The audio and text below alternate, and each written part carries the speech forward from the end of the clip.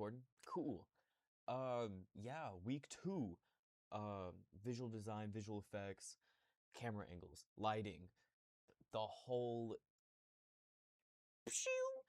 Um, it was great. What I kept going back to, especially when it started talking about actual animation, like especially stop motion, I kept going back to the film The Fantastic Mr. Fox, one of my favorite films of all time. I'm happy that it even got mentioned in the textbook. Uh, and the stop motion for it seems so different compared to other stop motion films. While those stop motion films typically use like clay or little toy action figures, it makes it seem smooth or rubbery or plasticky. While this film uses a lot of more fuzzy designs, and it makes the characters seem sort of doll-like. Um, like, for example, when they're running or fighting, they'll have the little cartoonish cloud that you see in most little scuffles in children's animation, except they use cotton fuzz and they just mix it around everywhere while just having their limbs stick out. It's amazing. Uh, and it makes it seem so cartoonish, but then at the same time, they're able to have the real life depth to sort of hit you in the heart when it gets real, when the tone suddenly changes, when the climax is getting closer and closer. The Fantastic Mr. Fox is getting terrified that he's going to have to face his consequences.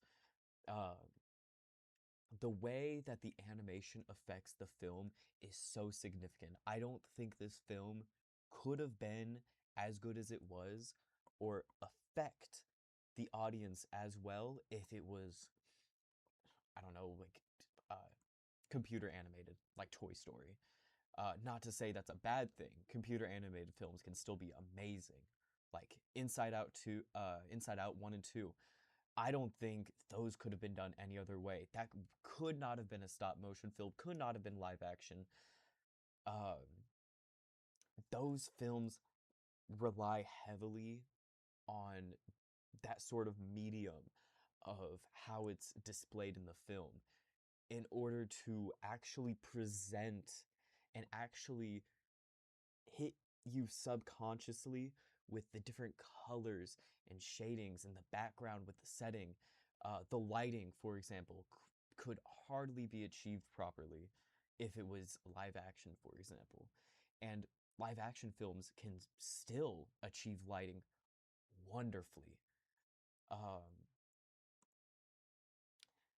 I typically keep going back to for films with like strange sort of camera angles or different positioning will typically be more serious movies or films where the plot is more based around how it's filmed. Like a Quentin Tarantino movie, for example.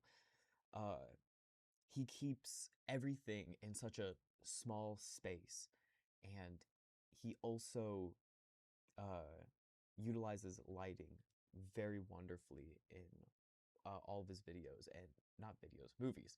And most importantly, the camera, the angles, everything is so important in each one.